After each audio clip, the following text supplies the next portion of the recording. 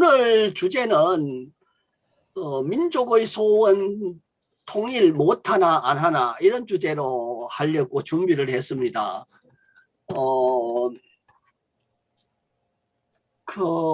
이 문제가 쌤 녹음하시죠? 예, 이명쌤 녹음하고 있는 거죠? 네, 기록하고 있습니다. 예, 예.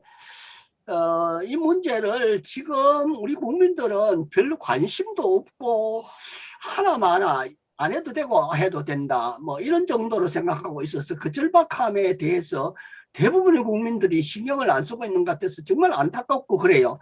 그래서 주제를 이렇게 잡았는데 우리 헌법에는 이렇게 돼 있어요. 헌법 4조에는 대한민국은 통일을 지향하며 자유민주적 기본질서에 입각한 평화적 통일 정책을 수립하고 이를 추진한다. 66조 3항에는 대통령은 조국의 평화적 통일을 위한 성실한 의무를 지다. 69조에도 이렇게 대통령이 될 때 그 선서를 할 때 나는 헌법을 준수하고 이렇게 선서를 하잖아요. 이렇게 하는데 이걸 잊어버렸던가 여기에 대해서 관심을 대통령들이 안 가지더라고요. 역대 대통령을 보면. 어느 정도로 통일에 대해서 무관심하냐 하면요. 이게 한 몇 년 전인데 청소년들 대상으로 통일에 대한 의식조사를 했어요. 했는데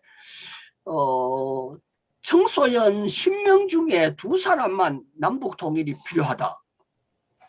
이거 보통 문제가 아니에요. 그리고 통일은 반드시 해야 된다는 그 응답자가 전체 응답자의 19.8%밖에 안 돼요. 그 중에서 통일이 되든 안 되든 나와 상관없다 이런 응답자도 17.9%나 되고요. 그 다음에 지금 이대로가 좋다. 그러니까 분단 상태가 좋다고 하는 응답자가 11.9%예요. 이거 보면서 통일부 같은 데나 대통령도 그렇지만 통일부라든지 정부가 정말 가슴을 치고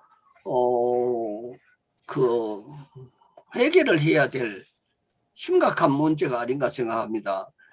그러니까 이런 조사, 여러 가지 조사 기관에서 보면요, 통일을 안 했으면 좋겠다. 아니면 통일이 되면 오히려 내가 손해 볼 수도 있겠다. 이런 시각으로 통일 문제에 접근하는 것 같아요.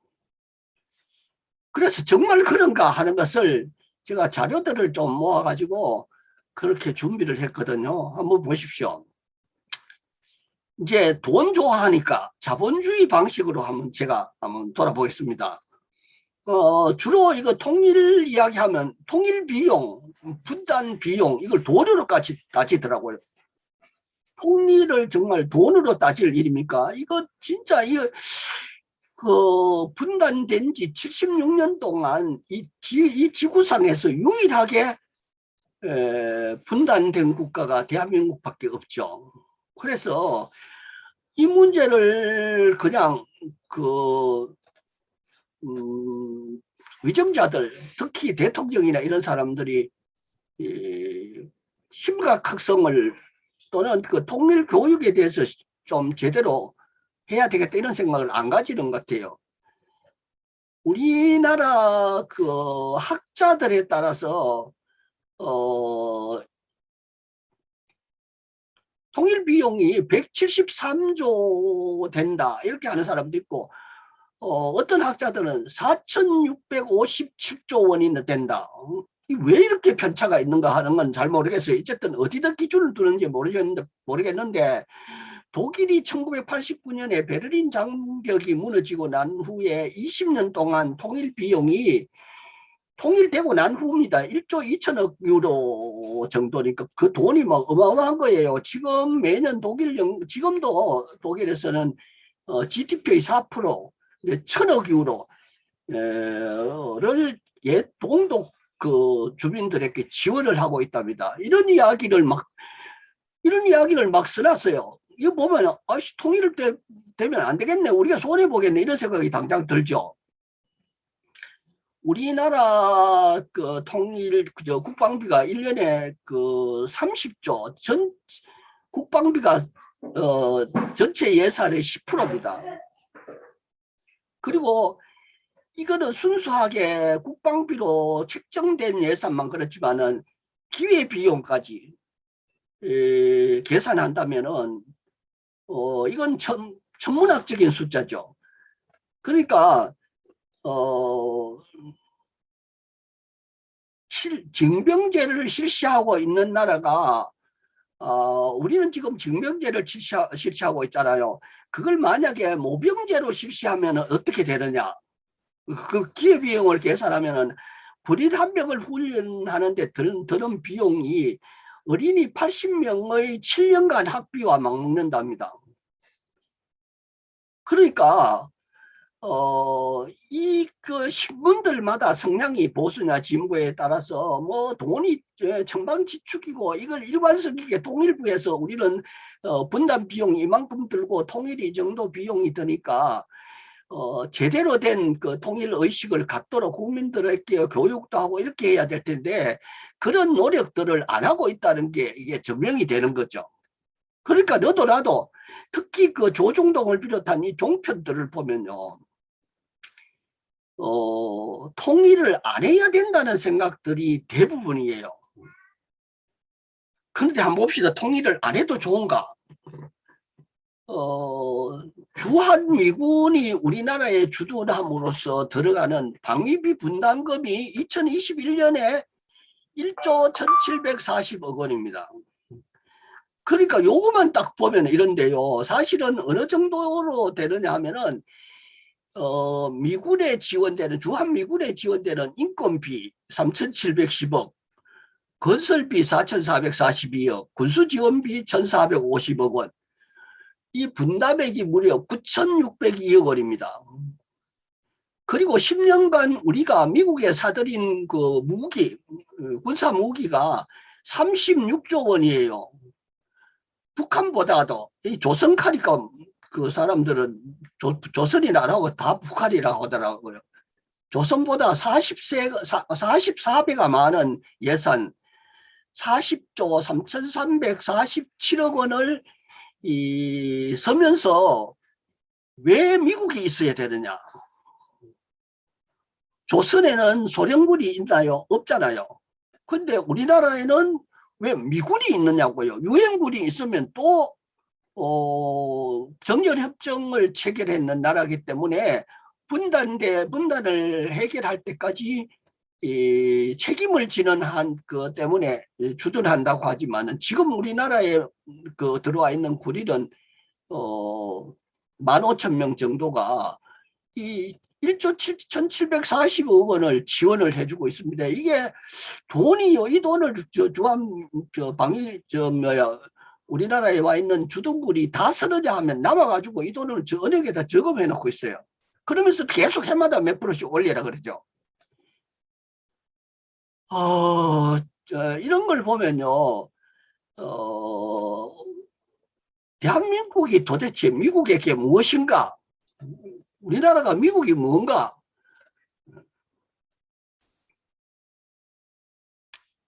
도널드 트럼프 지난 그 미국 대통령이 뭐라 그랬냐면 이런 말을 했어요. 우리는 한국에 82년을 있었는데 거의 아무것도 얻은 게 없습니다. 돈이 너무 많이 들어서 차라리 주한미군을 철수시키는 게 낫다. 한국은 미군을 가장 많이 이용해 먹는 나라다. 이걸 뭐 번역하는 데 따라서 벗겨 먹는다 하는 말도 되는 것 같더라고요.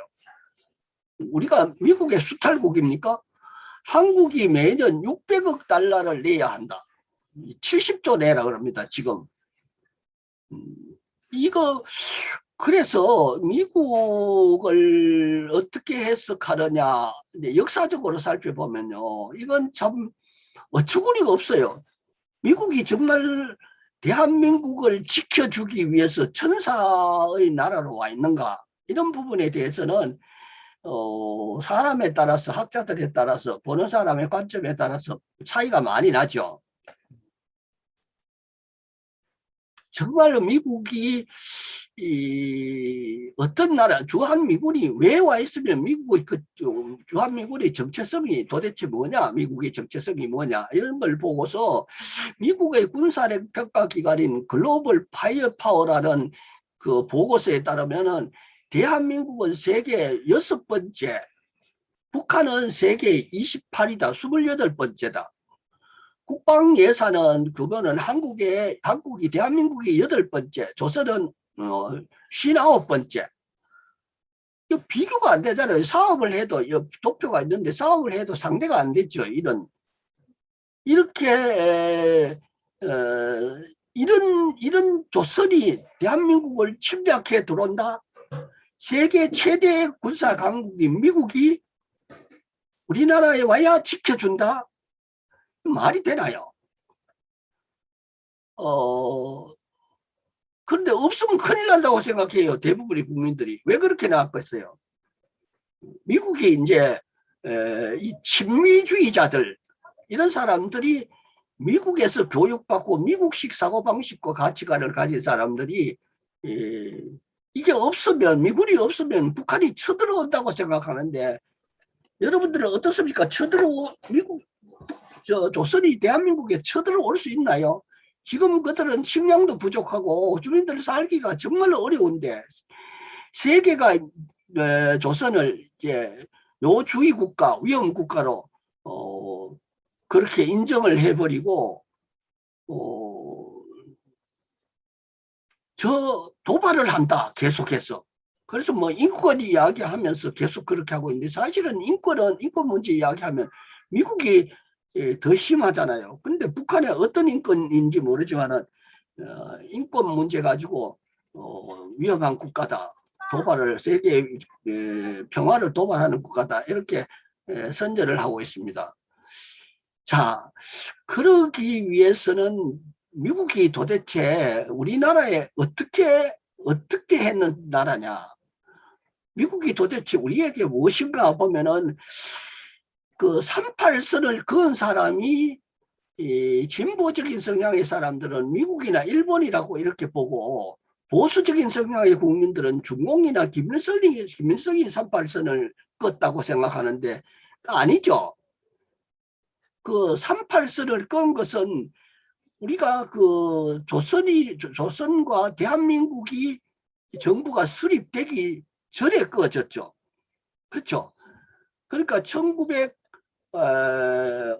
1945년 일본이 2차 세계대전에서 패망한 후에 포스담 회담과 카이로 회담에서 어떻게 거기서 벌써 미국의 요구에 의해서 소련이 어쩔 수 없이 분단선을 끊게 된 거고, 그 뒤에 일들은 내가 조금 이따 이야기를 좀 구체적으로 해보겠습니다. 어쨌든 38선은 생긴 것이 6.25 전쟁으로 인해서 생긴 게 아니다는 사실은 확실히 아시잖아요. 그래서 38도선, 북위 38도선 남쪽에는 대한민국이라는 자본주의 시장 경제 체제가 1948년 8월 15일, 왜 48년이냐 하는 것은 3년간 남한에는 미군이, 북한에는 소련군이 군정을 실시했죠. 그래서 48년 8월 15일이 대한민국 정부가 수립되고, 조선은 1948년 9월 9일 사회주의 인민공화국이 수립된 거죠. 그래서 대한민국은 시장경제체제인 자본주의가, 조선민주주의 인민공화국에서는 사회주의 경제체제가 시작된 거죠. 이거 보면요, 1945년 8월 10일 날 2차 세계대전에서 일본이 히로히도 천황이 무조건 항복한다, 이렇게 된 거죠. 그럴 때 많은 애국지사들이 36년간 일본에 종살이 하다가, 우리도 이제 해방된 국가로서 제대로 좀 사람 대접받으면서 살 수 있지 않겠나, 이렇게 기대에 차 있었는데, 군정을 실시하니까 어처구니 없어서, 그 중에서 김구 선생님 같은 분은 나는 통일된 조국을 건설하려다가 38선을 베고 서로지언정 단독 정부를 세운 데는 협력하지 아니하겠다 이런 이야기도 하고 했지만은 결국은 그 강대국의 논리에 어쩔 수 없이 38선이 그어지고 했는데 그 38선을 그게 된 것은 48년 8월 미국이 소련의 분단을 제안한 것입니다. 그래서 소련이 수락해서 38선이 확정된 거고요. 그때 신탁 통치도 하자 어쩌자 하는 이야기도 1945년 12월 모스크바 3.3회의에서 미국이 아주 신탁 통치를 하자고 처음에는 25년 동안 신탁 통치를 하자고 주장했지만은 소련의 반대로 그 승낙을 못 받고 있다가 3년간 신탁 통일을 하자는 것 결정이 돼서 1945년부터 48년까지 신탁 통치를 하게 된 거죠.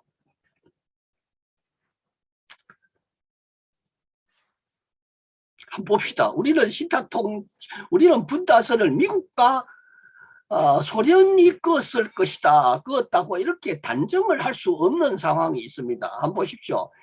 이승만이 1946년 6월 3일 날 전북에서 남측만이라도 임시정부를 수립하자, 임시정부 혹은 위원회 같은 것을 조직하자 이렇게 발언을 했어요. 이게 문제가 돼가지고 이승만을 지지하는 세력, 미국 친일 세력, 동아일보, 조선일보가 그리고 수구적인 기독교가 이승만을 지지하고 나섬으로 해서 분단 정부가 수립되는 거죠. 이때 그 국민들은 얼마나 그 분단을 반대하고 통일조국을 원했지만 결국은 미국의 뜻대로 이승만의 뜻대로 그렇게 된 건데 이 결정적인 역할은 이런 사람들을 무시할 수 없는 거잖아요. 보세요.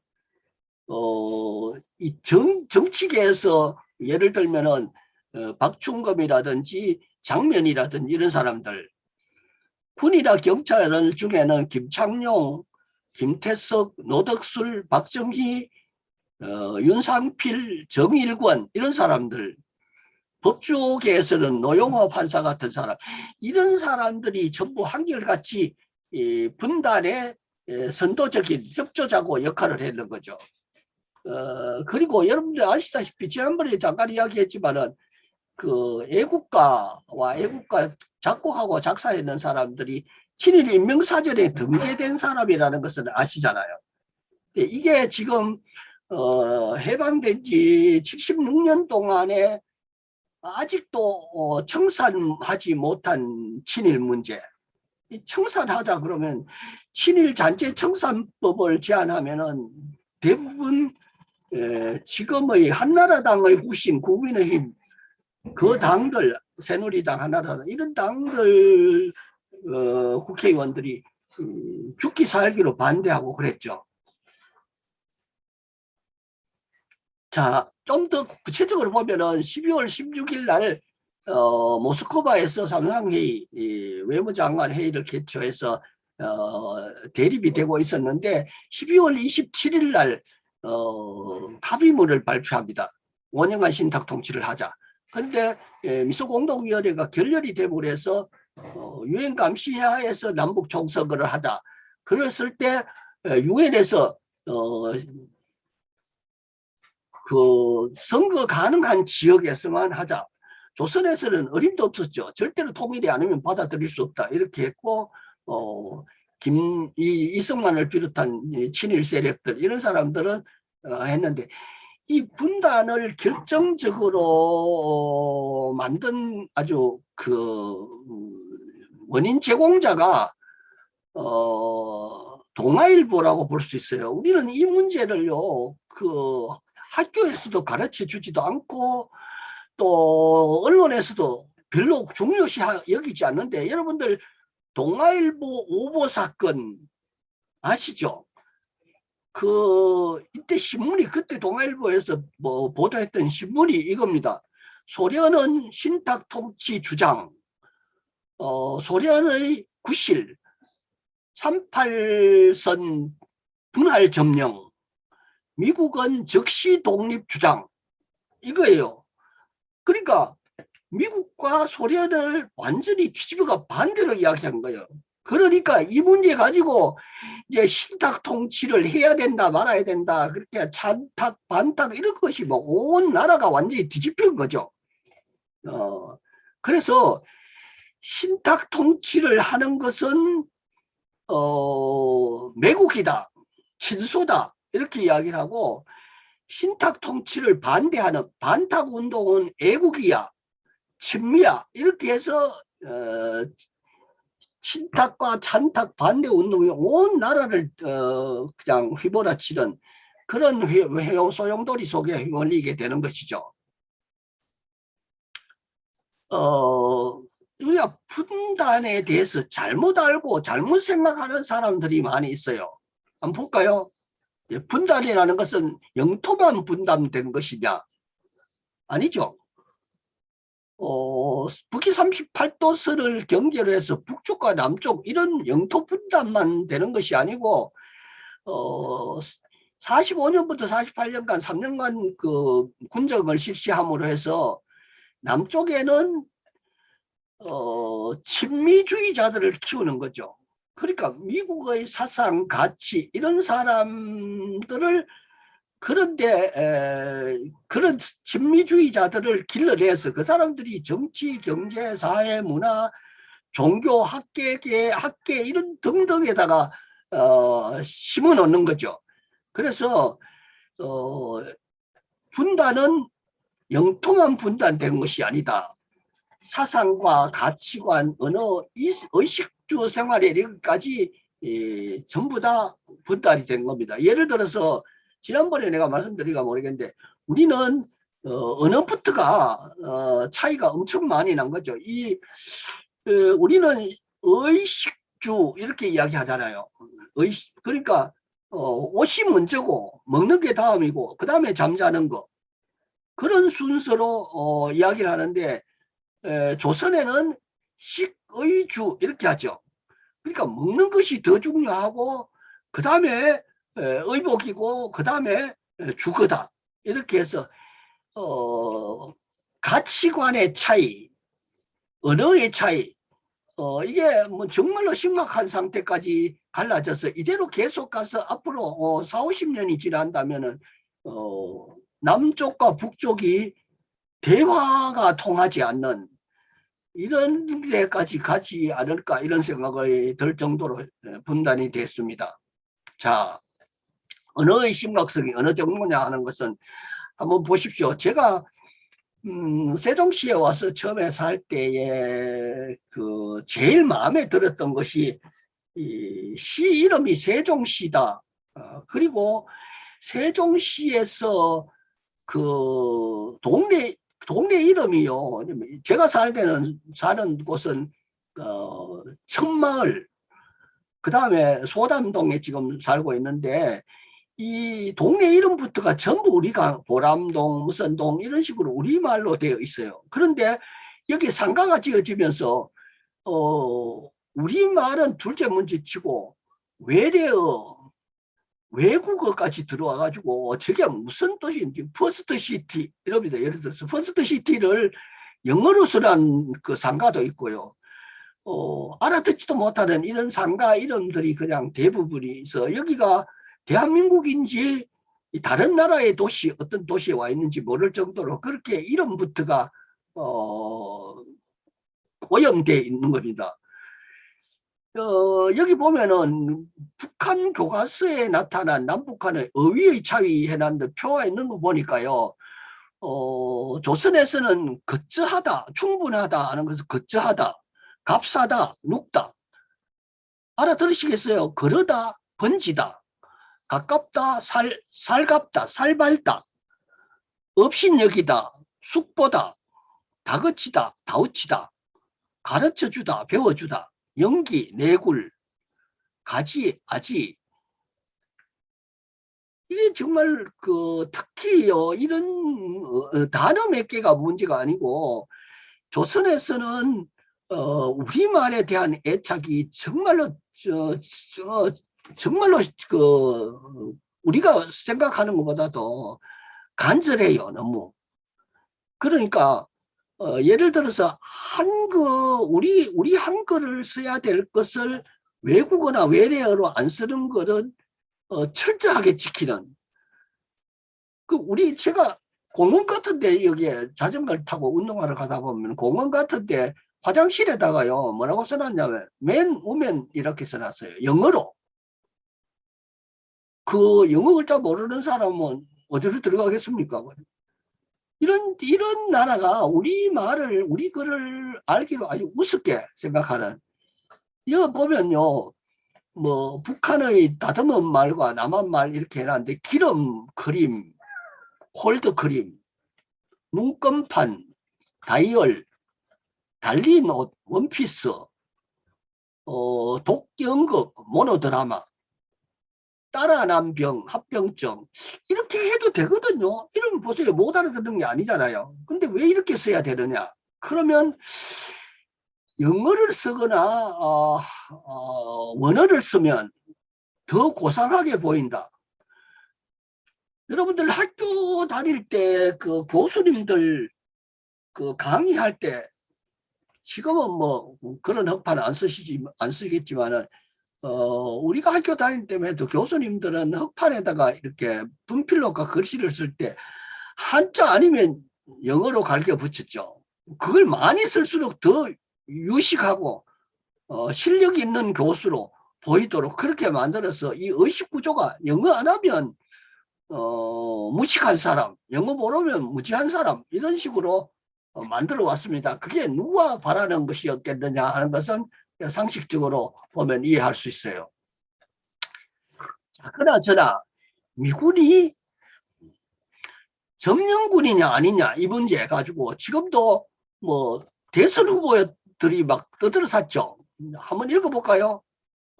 누가 한번 메가드 사령관의 보고문 제1호 누가 한번 읽어보세요.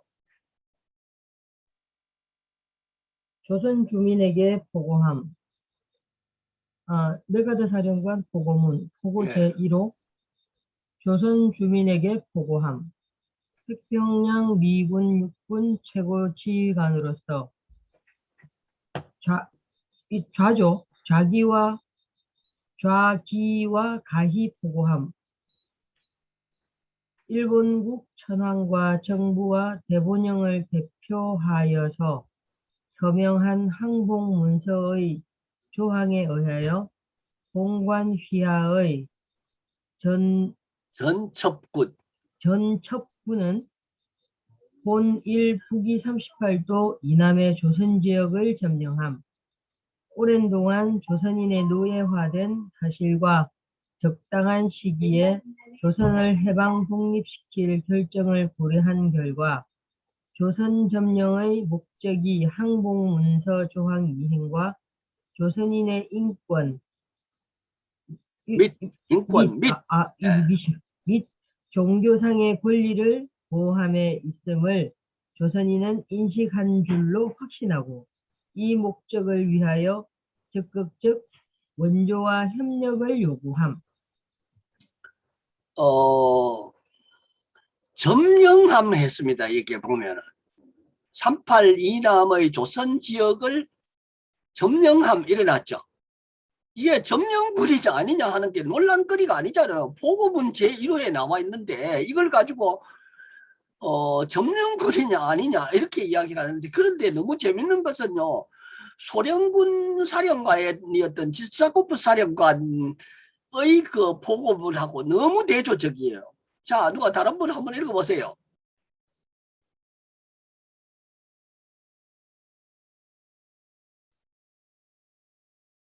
박명숙 쌤 가까운데 읽어보세요. 예. 엄쏘고 풀고. 예. 네. 치스타코프 대장의 보고문. 조선인민들에게, 조선인민들이여, 붉은 군대와 연합국 군대들은 조선에서 일본 약탈자들을 구축하였다. 조선은 자유국이 되었다. 그러나 이것은 오직 새 조선 역사의 첫 페이지가 될 뿐이다. 화려한 가수원은 사람의 노력과 고려의 결과이다.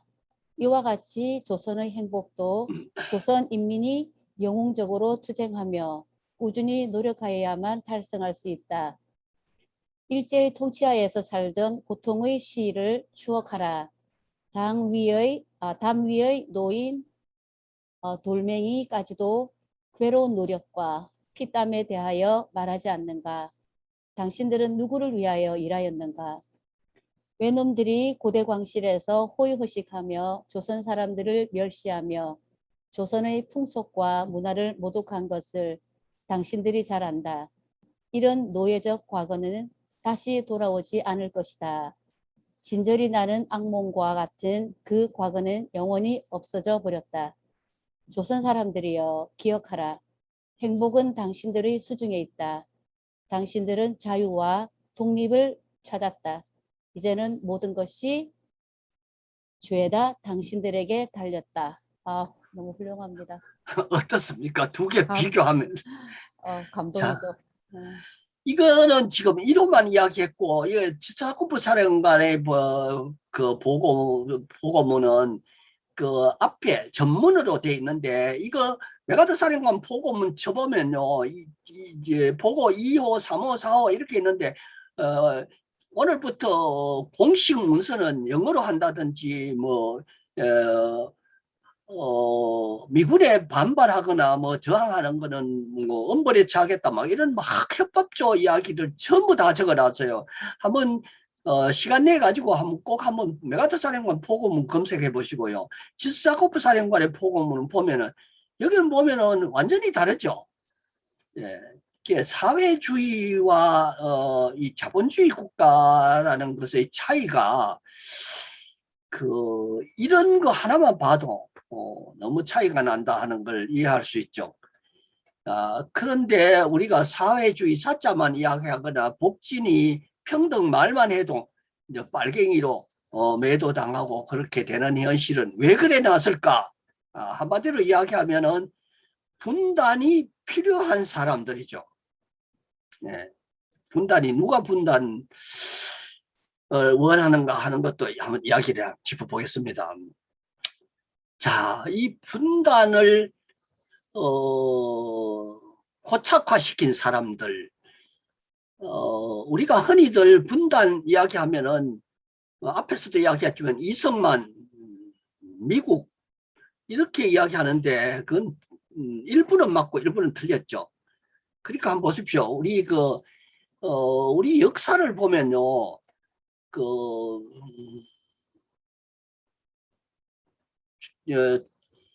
중국이 우리를 지배할 때는 중국을 존하주의로, 중국이 이 지구상에서 가장 중심되는 나라고 힘 있는 나라다, 문화가 발전한 나라다 이렇게 보고 그 중국의 사상이나 가치관, 그래서 공자의 생각이 그 지배하는 그런 시대를 만들어 놨잖아요.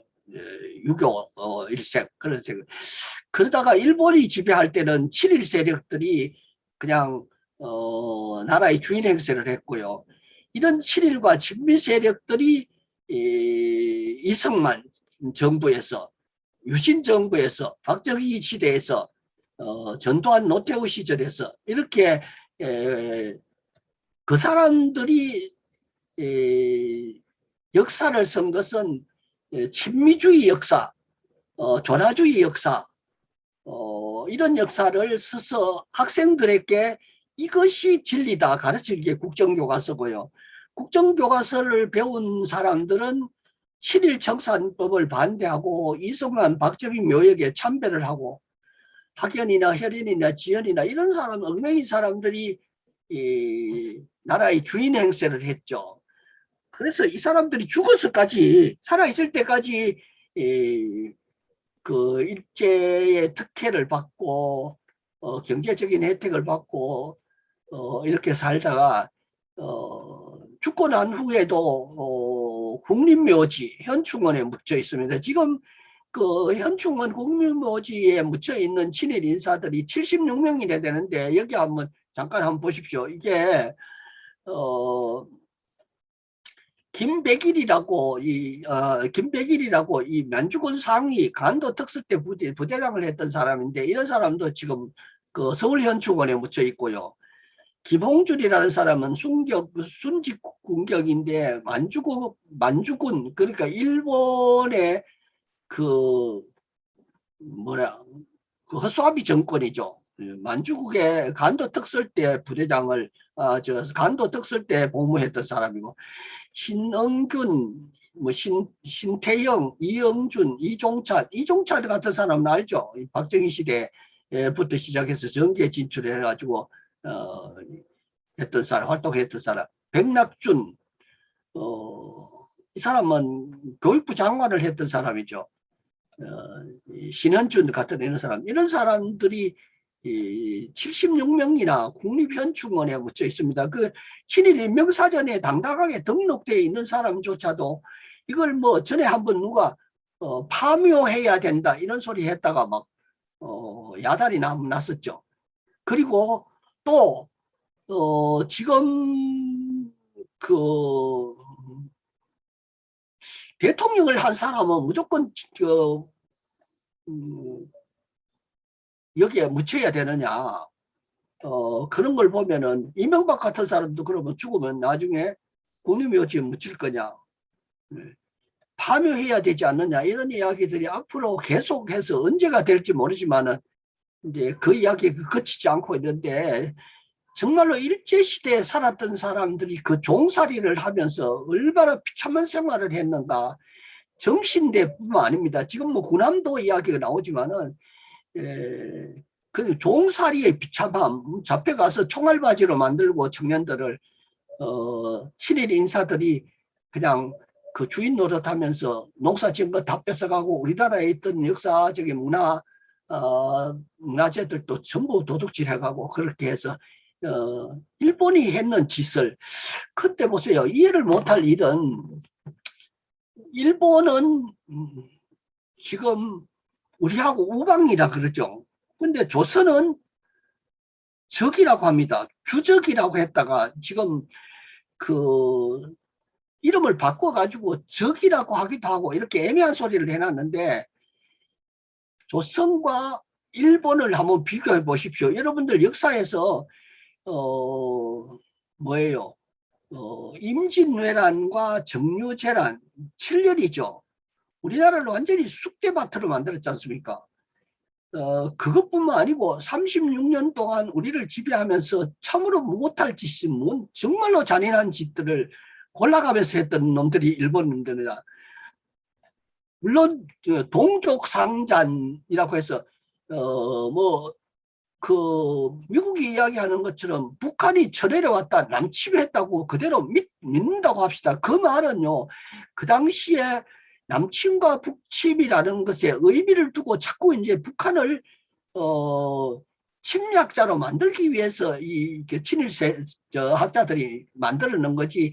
그 당시에 1953년 7월 27일 날 그 정전협정을 맺고 난 후에도 맨날 38선 주변에는 티격티격 이렇게 했어요. 서로 총알이 날아가고 이렇게 했는데 어느 날 갑자기 누가 보고를 하면서 총소리가 더 많이 크게 났을 때 이게 남침이다 이렇게 해서 올라갔을 수도 있는 겁니다. 그러니까 지금 미국의 비교적 진보적인 역사학자라고 볼 수 있는 브루스 커민스 같은 사람도 남침으로 이야기해놨는데 그게 그렇게 중요한 게 아니죠. 사실 따지고 보면.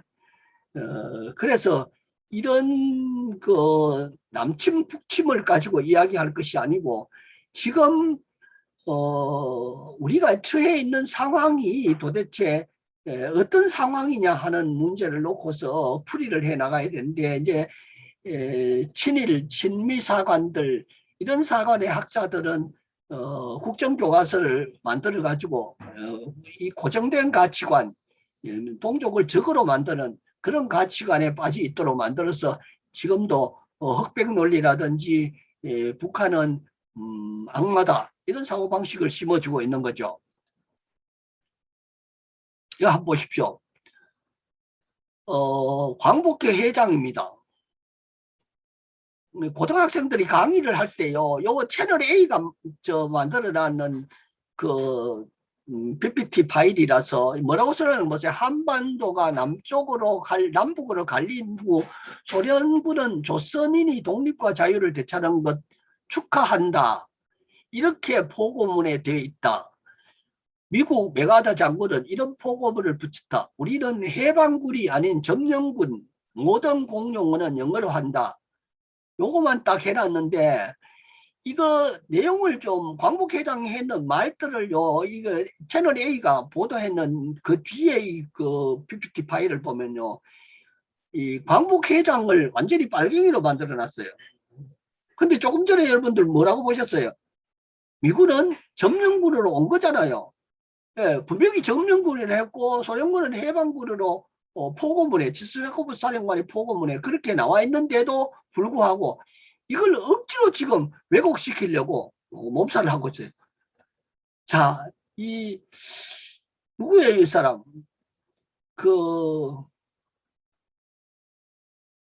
예, 그 미군 부대에 가가지고 이 미군을 업고 지금 이러고 있어요. 네, 김무성 씨. 예, 김무성, 네, 한나라당 대표까지 한나라당 하고. 대표. 네. 그렇죠. 예. 그런 사람인데 이걸 보면 참 나는 이 사진 보고 너무 충격을 받았어요. 도대체 아무리 미국에 대한 인식을 이따구로 가지는 놈이 우리나라의 야당이다. 이게 집권 정당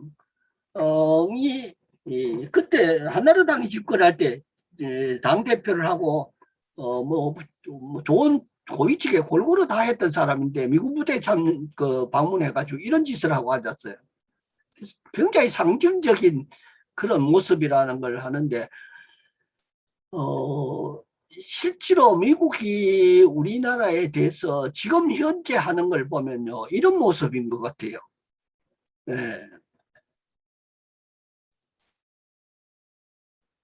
다시 보겠습니다. 그 일본은 우방이고 조선은 적이라 하는데 일본과 우리 대한민국은 지소미아 협정이라 하죠. 지소미아 협정. 그러니까 한일 군사 정보 보호 협정입니다. 이 노태우 정권 때부터 우리 정부가 일본에다 아주 여러 차례 요청을 했는데 일본이 계속해서 반대하고 거부하고 있다가 2016년 11월 23일에 박근혜 대통령이 지소미아 협정을 체결하는 겁니다. 뭘 하는 거냐 하면은 우리나라가 알고 있는 북한에 대한 정보를 일본한테 넘겨주고 일본이 알고 있는 북한에 대한 정보를 우리에게 알려준다 이런 거거든요. 좀 뭘 이야기하는 거예요. 완전히 일본은 우방이고 조선은 적이다 하는 그 전제 조건이 깔려있지 않으면 이건 이런 일을 못하죠. 같은 민족인데 여러분들 한번 생각해 보십시오. 형제 간에 부모 자식 간에 부부 간의 싸움은 칼로 물베기라 그러잖아요. 그런데 일본이 아까 말씀드린 것처럼 임진왜란 정유재난부터 시작해서 36년간 우리 동포들에게 했는 짓은 정말로 역사를 두고 아무리 이해를 하려고 해도 이해할 수 없는 그 악마의 짓을 한 거죠. 그런데 박근혜는 지소미아 협정을 체결해 가지고 기회만 되면 북을 섬멸해야 되겠다. 일본이 이렇게 하는 데는요, 일본은 우리가 경제동물이라고 하잖아요. 옛날부터 일본을 뭐 에코노믹 애니멀이라고 이렇게 표현을 해왔었는데 지금 올림픽을 이 코로나 이런 상황에서 올림픽을 하는 것은 나중에 정말 아무 일도 없었으면 좋겠는데 지금도 코로나가 이 선수들 중에 어떻게 전파가 됐는지 모르겠는데 끝나면 아무 일도 없어야 되겠지만 그게 만약에 염려했던 대로 조금이라도 나타난다면 이거 심각한 문제예요. 우리가 알고 있는 올림픽에 대해서는 다시 한번 생각해 봐야 될 필요성이 여러 가지가 있어요. 예를 들면 순수하게 올림픽 정신, 그 정신이 실현되는 체육이냐 아니면 상업주의가 지배하는 이 국가 간의 힘의 논리,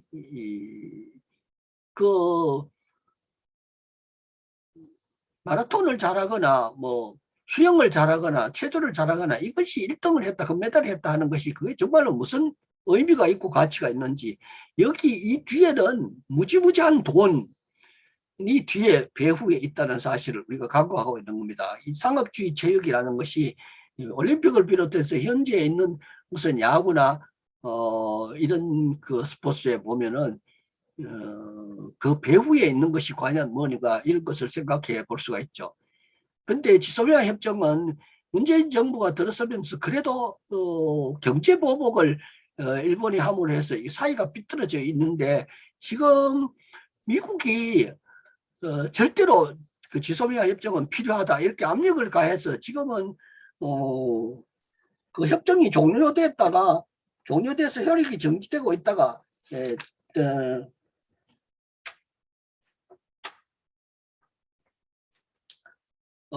문재인 정부가 잠정 연장을 해서 지금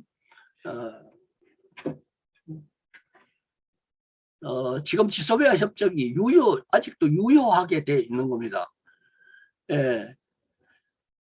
국방백서에 의하면 제가 아까 말씀드리는 건 1988년은 북한의 적 이렇게 쭉 계속해서 주적이다 이렇게 나오다가 지금은 우리의 적이다 이렇게 돼 있는데, 이걸 좀 애매모호하게 해놨더라고요.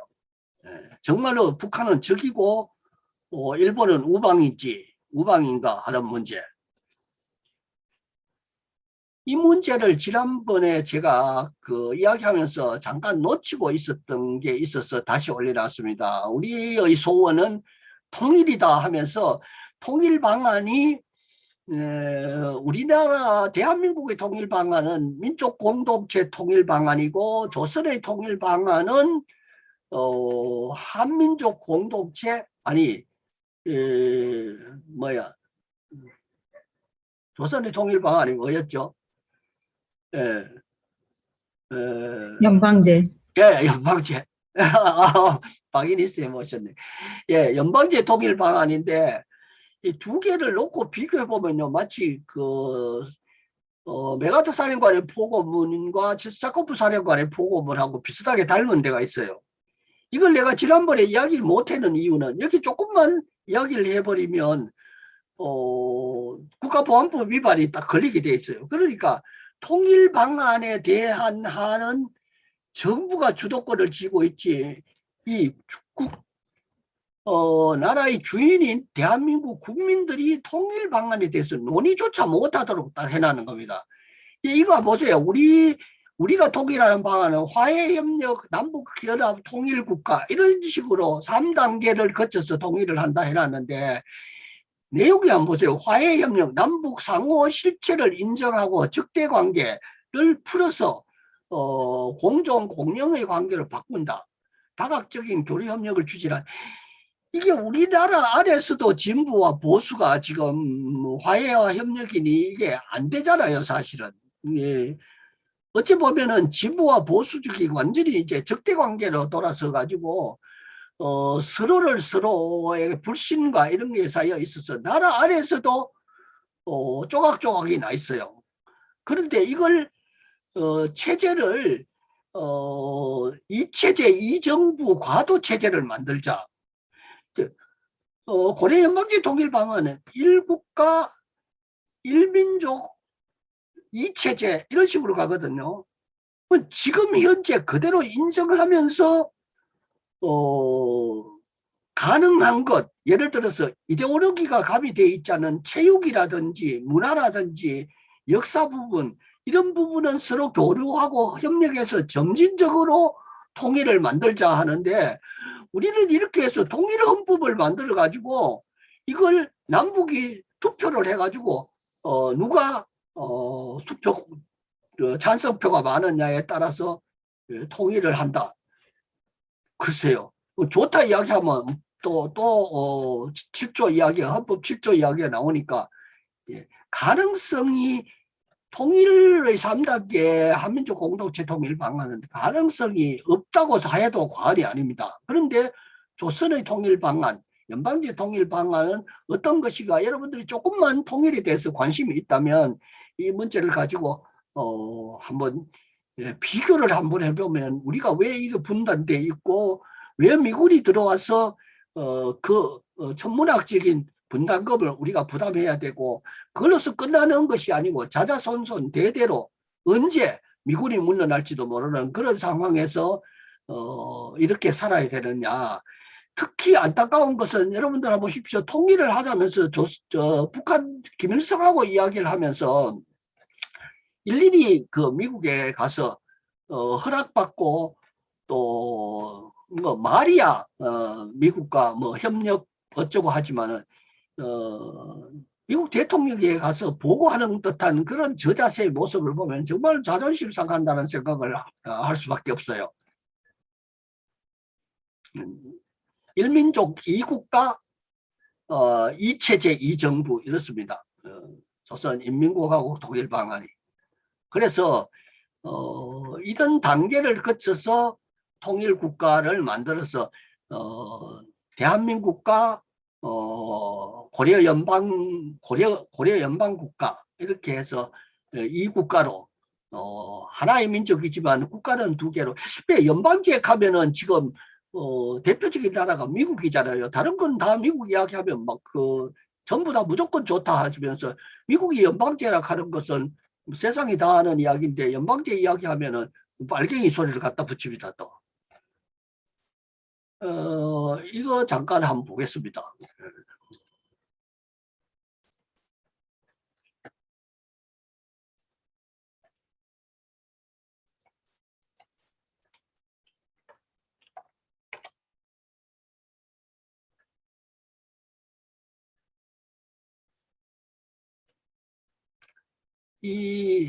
여러분들 기회 되면요.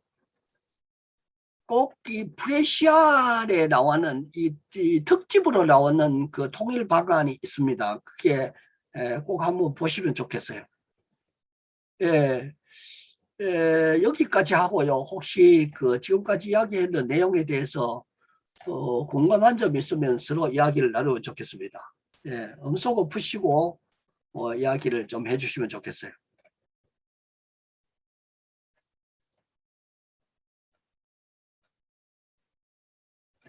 날씨가 더워서 오늘은 참석이 12명만 참석을 하셨네.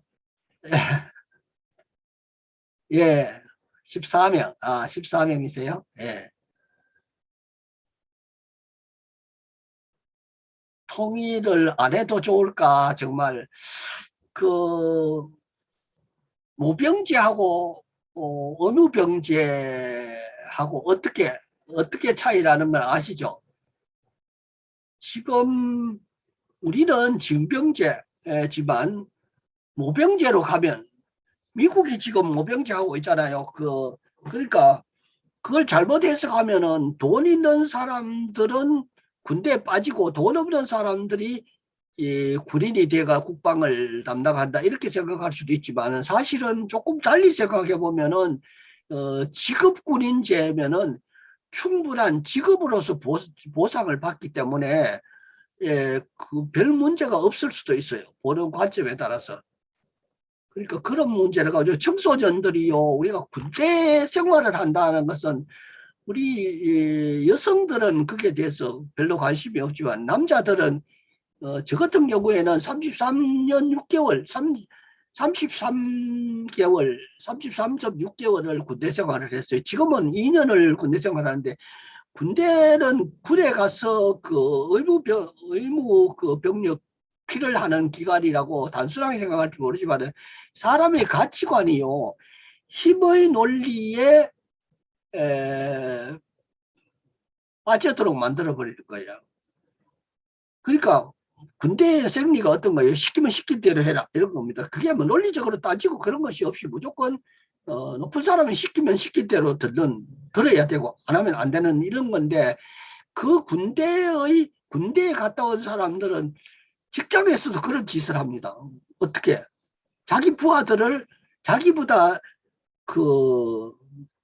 지위가 낮은 사람들을 군대의 상사 역할을 하는 거죠. 그리고 학교에서 여러분들 혹시 그런 걸 당연히 모르지만 그게 뭐예요? 단체 기합이라든지 뭐 원산 폭격도 시키고 뭐 엎드려 뻗치도 시키고 이런 게 다 군대식이잖아요. 그러니까 이 2년이라는 세월을 군대에서 생활함으로 해서 대한민국 헌법이 보장하고 있는 자유와 권리를 반납해버리는 거예요. 그러면 주종 간의 관계, 힘은 원리, 폭력에 복종하는 이런 그 체질을 체화를 시켜버리기 때문에 이 군대 생활 2년이라는 것은 정말 남자들에게 정말 질곡의 세월이다 이렇게 보면 되고요. 가능하면은 군 생활을 모병제로 해서 그 젊은이들이 2년간의 그런 세월을 군사 문화에 그 빠져들지 않도록 그렇게 했으면 좋겠다 그런 생각이 들어요. 어떻게 아들 딸이 있는 분들은 군대 안 보냈으면 싶다 그런 생각 들잖아요. 그것뿐만 아니고 지금 이대로 가면 우리가 그 애써서 낸 세금이 엉뚱한 곳으로 빠져서 그것이 정말 그 돈으로 예를 들어서 1조 뭐 8천 매덕 되는 그 중한미군 주둔비를 내는 그 돈만 해서 복지에 사용한다고 생각하면요. 우리가 삶의 질이 얼마나 달라질지 몰라요. 그리고 10년 동안 36조라는 돈을 미군의 무기 구입하는 데 사용했다는 것은 무엇을 의미하느냐. 이런 것을 생각하면은 통일은 돼도 좋고 안 돼도 좋은 문제가 아니고 반드시 돼야 된다 하는 것을 좀 해야 되는데 교육도 해야 되고 알려야 되는데 그 이야기 꺼내는 걸 막는 게 뭐죠? 국가보안법 7조. 박인희 선생님 국가보안법 7조 조금 전에 듣고 오셨죠? 한번 이야기 한번 해보세요. 간단하게. 시간이 지났지만. 이거 풀고. 네. 늦게 들어와서 죄송합니다. 네. 네. 늘 저녁 시간에 뭔가 하다 보니까 마음만 함께 하고 다행히 오늘은 함께 할 수 있어서 조금이라도 함께 하려고 들어왔습니다. 네. 그래서 네. 그렇고요. 네, 제가 뭐 따로 이렇게 하기보다는 어쨌든 국가보안법 7조 때문에 사상과 양심과 표현의 자유를 억압하고 있기 때문에 마음껏 검열의 세상에서 자유롭지가 못하잖아요. 그러다 보니까 북한이 굉장히 이상적인 나라다, 너무나 완벽한 나라라고 생각해 본 적 저는 한 번도 없습니다만, 네, 어쨌든 알고 싶어서 좀 알아야 되는 나라를 알지 못하니까 함께 할 수 없는 시간들이 너무 길어져서 기형적인 관계가 너무 오래됐다고 생각하고요. 헌법 3조와 4조에 너무 반헌법적으로 활동하는 이런 대한민국의 생태계가 빨리 좀 바뀌어졌으면 좋겠어요. 당장 뭐 남북 관계가 이렇게 완화되는 듯 하면서도 사실은 한미 군사훈련이 여전히 당장 또 할 수밖에 없는 이런 그냥 뭐 굉장히 취약한 구조에도 너무 아쉽고요. 또 한편으로는 뭐 통일은 대박이다라는 거를 자양분을 삼아 대륙으로 이렇게 미래로 나가는 것이 마치 우리나라의 살길인 것처럼 이렇게 또 하는 모순을 가지고 있는 이런 형태가 빨리 좀 극복되었으면 좋겠다라는 생각을 하고 있고요. 그런 것의 가장 큰 시작은 어쨌든 국가보안법 7조가 좀 폐지됐으면 좋겠다 이런 생각을 하고 있는데 1편이 되게 재미있었어요. 저는 그 영화가 국가보안법 다룬 영화가 재미있으면 안 되죠. 왜냐하면 굉장히 많은 사람들의 굉장히 슬픔과 한과 이 왜곡된 삶이 있는 거니까 재밌으면 안 되는데 그 국가보안법 7조의 첫 번째 다큐멘터리가 그 게임의 전환이었는데 아이들이 굉장히 많이 좋아하는 그 마피아 게임 아시죠? 사실은 마피아는 없었어요. 그냥 마피아가 중요한 게 아니라 마피아가 전제한 신문 속에 심어놓은 불신이 굉장히 우리 사회를 좀먹고 있는 것과 같은 형식이거든요. 마피아가 누군가가 이 속에서 마피아가 있을 것 같다라는 불신을 가지고 있거든요. 게임을 할 때. 그래서 제가 마피아인가? 쟤는 시민인가? 쟤는 누군가 이런 끊임없는 검열을 하면서 마피아인지 아닌지를 확인하게 하는 장면들에 대한 기획이 굉장히 좋았는데 이 편도 되게 기대가 되어서 제가 이제 그런 제작과 발표회를 좀 갔다 오느라고 조금 지금 늦게 왔고요. 강의 이렇게 잘 들었습니다. 말이 길었습니다. 감사합니다. 예. 7조가 아니고 국가보안법 자체를 없애야 되는데 그죠? 7조만 없애는 거 아니고. 어떻습니까? 오늘 강의 들었는 분들 중에서 그 북한이, 조선이 정말로 남침을 할 수 있을 것 같아요. 남침할 능력이 없죠, 사실은.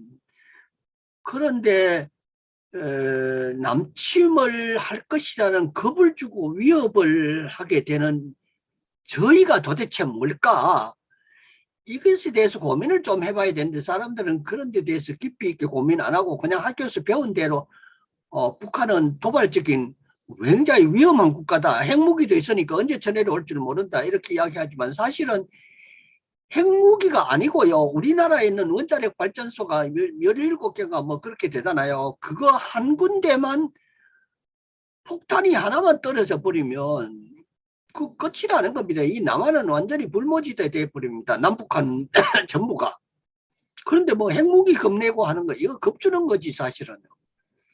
가능하겠습니까? 그게 쳐들어온다는 이야기가. 먹고 살기도 어려운 북한에 남침을 한다. 세계 제1의 세계 강국과 6위의 그 군사 강국이 지키고 있는 한미 또 훈련을 하는 것 때문에 지금 한해 안 해내 하지만 그건 정말 상식적으로 이해 못할 짓을 계속하죠. 훈련을 해가지고 또 무기를 좀 써야 또 우리가 수입할 거고. 그런 나라가 참 안타깝고, 대한민국에서 이 분단국가에서 태어나서 산다는 것이 어쩌면 형극일 수 있겠다. 하루빨리 우리 아이들, 우리는 그렇지만 우리 아이들은 전쟁의 공포나 위협이나 저 빨갱이 그 이데올로기에 벗어나서 정말 복지국가, 행복한 국가를 만들었으면 좋겠다, 그런 생각이 들고요.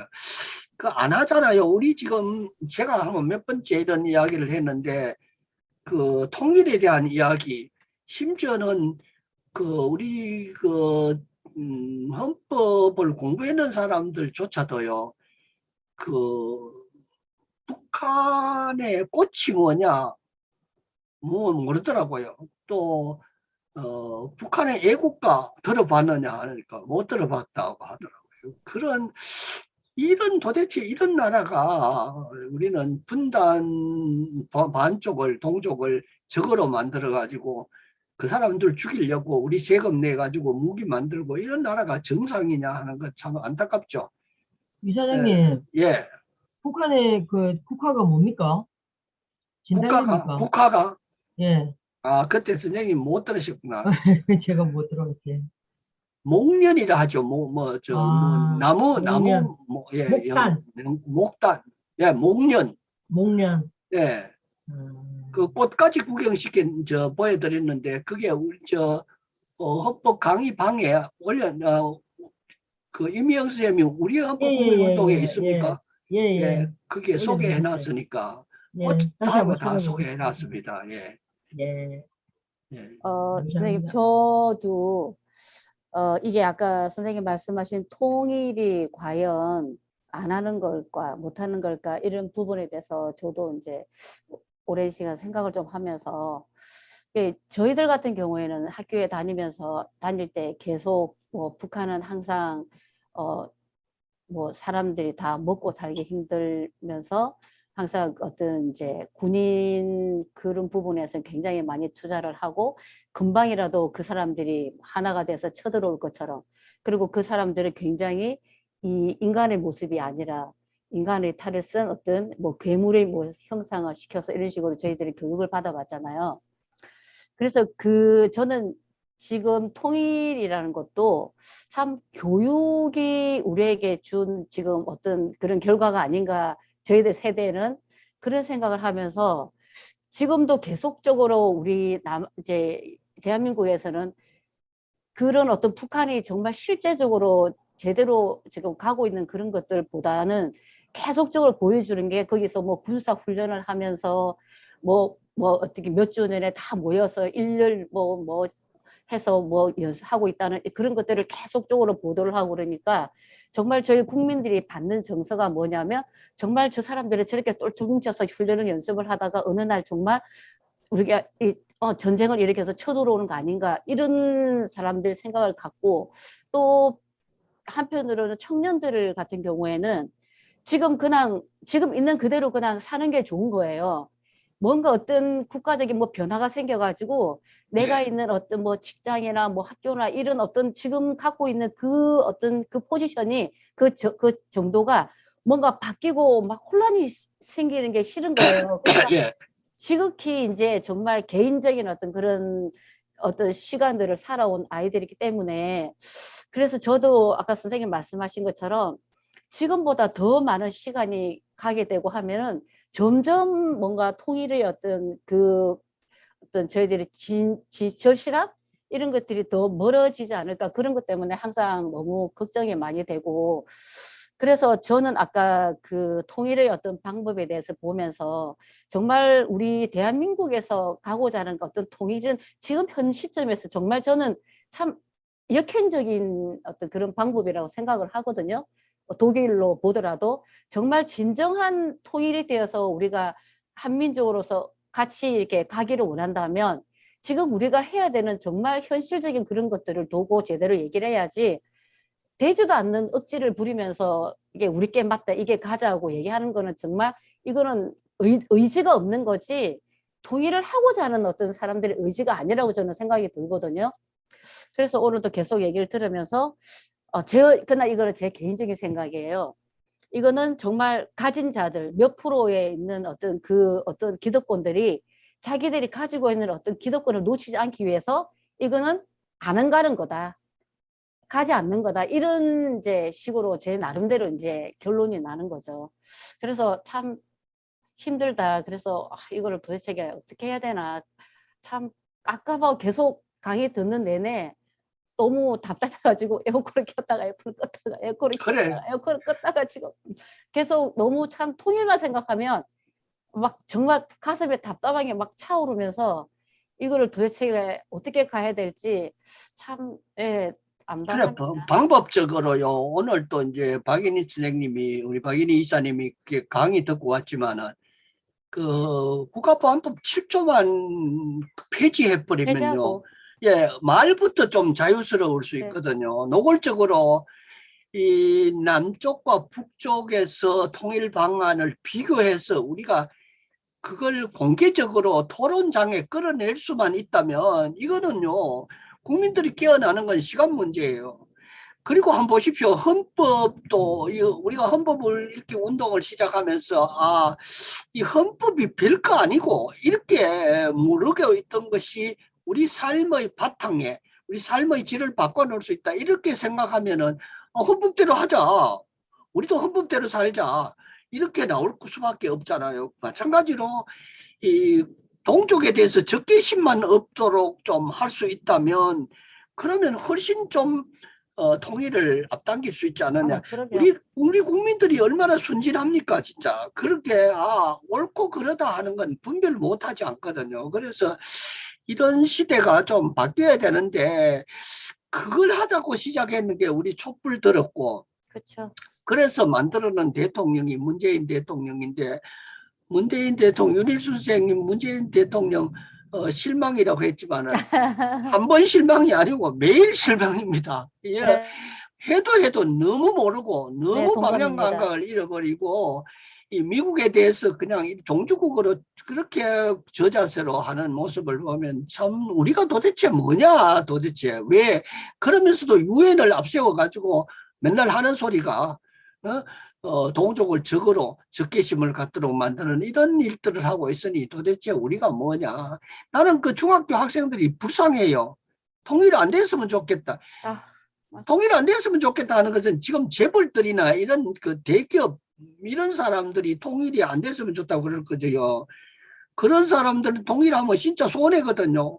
잃어버릴 게 더 많잖아요. 지금 어마어마한 지주들 이런 사람들은 통일되면 잃을 것이 많고 세금도 더 내야 되니까 통일 안 됐으면 좋겠다 하지만 대부분의 국민들은 통일이 돼야만이 우리 민족이 살 길이다.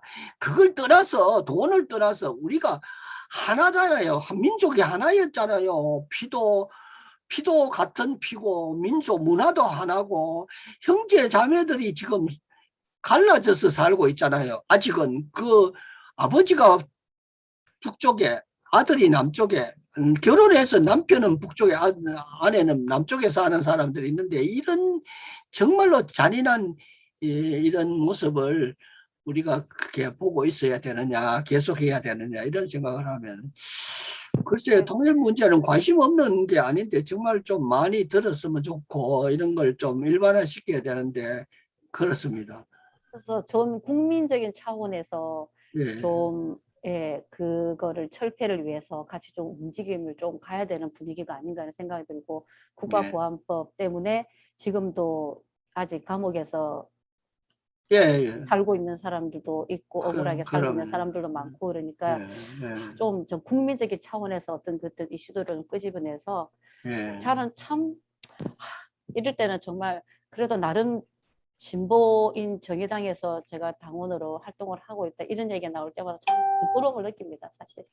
예, 그래야 되는데 지금 그 진보당 같은 경우에는 뭐 정의당 같은 경우에는 대선 후보를 못 내는 상황이잖아요. 그거 보면 너무 가슴 아파요. 진짜 계급적인 자기 계급과 반대되는 사고방식 가치관을 가진 국민들이 그 국민의 지금 그 더불어민주당은 분명히 뭐예요? 그거는 옛날 한민당, 이승만의 한민당, 그 계보의 원조가 이승만에부터 시작하잖아요. 같은 절대로 진보가 아니거든요. 보수의 아류들인데, 예, 정치 이야기를 글쎄요. 한번 우리 정의당 우리 강사들 언제 한번 모셔가지고 한번 강의를 한번 들었으면 좋겠어요.